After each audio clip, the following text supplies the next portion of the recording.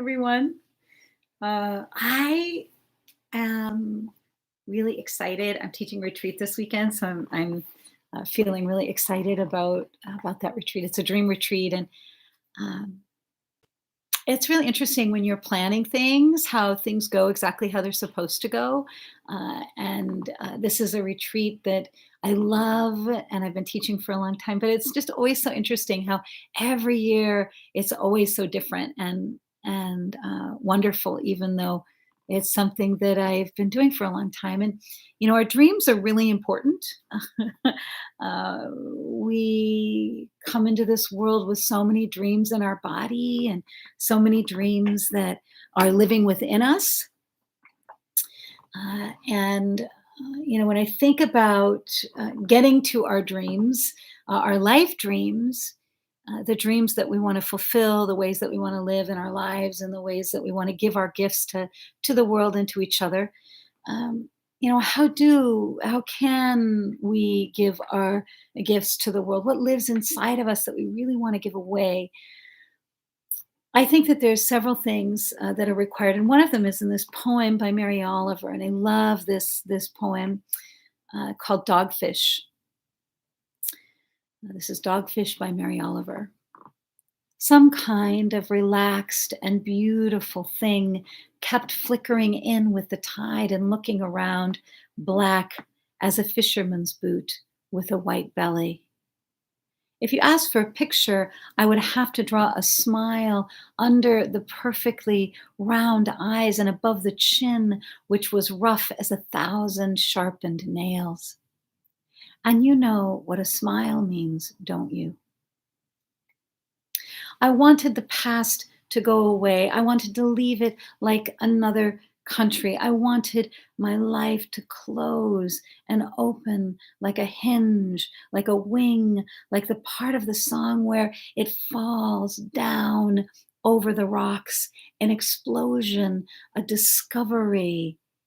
I wanted to hurry into the work of my life. I wanted to know whoever I was alive for a little while. It was evening and no longer summer.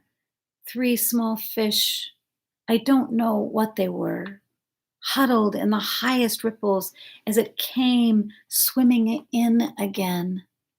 Effortless, the whole body, one gesture, one black sleeve that could fit easily around the bodies of 3 small fish. Also, I wanted to be able to love. And we all know how that one goes, don't we? Slowly. The dogfish tore open the soft basins of water. You don't want to hear the story of my life, and anyway, I don't want to tell it. I want to listen to the enormous waterfalls of sun. I want to listen to the enormous waterfalls of sun. And anyway, it's the same old story.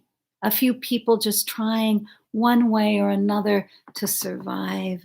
Mostly, I want to be kind. Mostly, I want to be kind. And nobody, of course, is kind or mean for a simple reason. And nobody gets out of it without having to swim through the fires to stay in this world.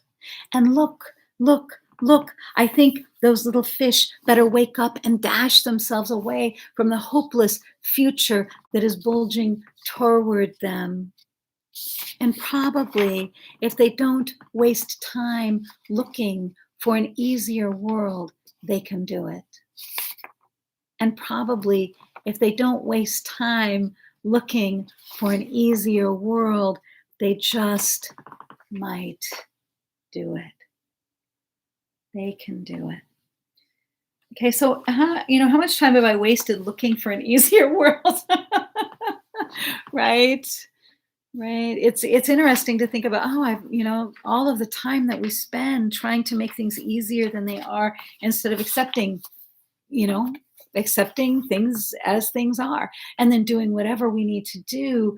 How can we give up you know, trying to change history, right? Trying to change the past, and instead, really begin now to accept how things are right now. How can I accept how things are, but also to surrender to that mystery, to give up, all of my ideas, or the way that I think that it should be, or trying to change things that aren't changeable, and work on changing things that are.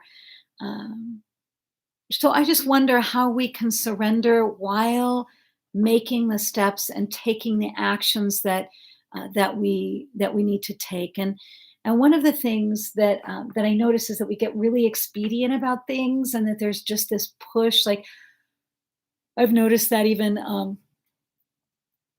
well, I like to drive fast. I like to drive fast, and admittedly, my mother's, well, definitely, one of my mothers definitely has a lead foot, and I've inherited that lead foot from her. However, um, I it's clear to me I need to slow down, because I'll tell you why. Because I got pulled over today. But I like to drive fast, and I like to go places fast. And I mean, I'm safe. I'm watching. I'm paying attention. Uh, but life is telling me to slow down. And I've gotten pulled over a couple of times just in the last couple of weeks, and I've gotten off a couple of times. But today I did not get off. He did give me a ticket, and I was like, oh, if only there wasn't such a thing as a speed limit. Why is there this speed limit and it's in my way? So either I need to go someplace where I can, like Montana, where they have a really high speed limit, or, and just get it out of my system.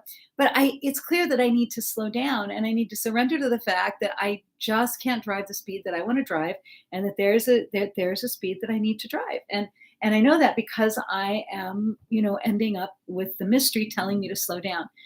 So I can face the fact that I need to slow down. I can face the fact that I don't, want to do that, but I still have to take the steps in order to, not have the highest, insurance in all the land, because I like to go fast. So either that, I can take up racing, car racing. I don't know. There's a lot of different creative solutions, which I won't go into now. But I think one of the things is that we're going too fast, and we don't want to surrender to these things that are not on our agenda. And so I would ask myself. I would wonder if we could ask ourselves, well, maybe there's not an easier, safe, softer way, and I need to accept that I need to change. I need to slow down. I need to do something differently in my life. And not looking for that easier world, or not looking for that world that's like tailor made for me. I have a friend named Taylor. I love you, Taylor. Um, so, what is the easy world that I'm looking for? How can I accept that the world is not always easy, and that is okay, and that there are certain things to which I must attend, and that there are places where I am one among many. Every place is, we are all one among many, and how can we acknowledge that and honor that, and not kind of let our special needs get in the way or raise our insurance rates.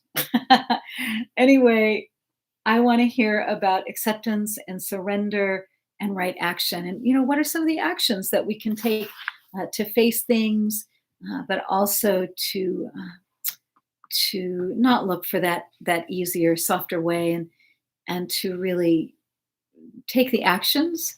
How can we take the actions that we need to take to make the changes that we most need to make, and really want to make, especially when it comes to slowing down and maybe having a little more peace of mind.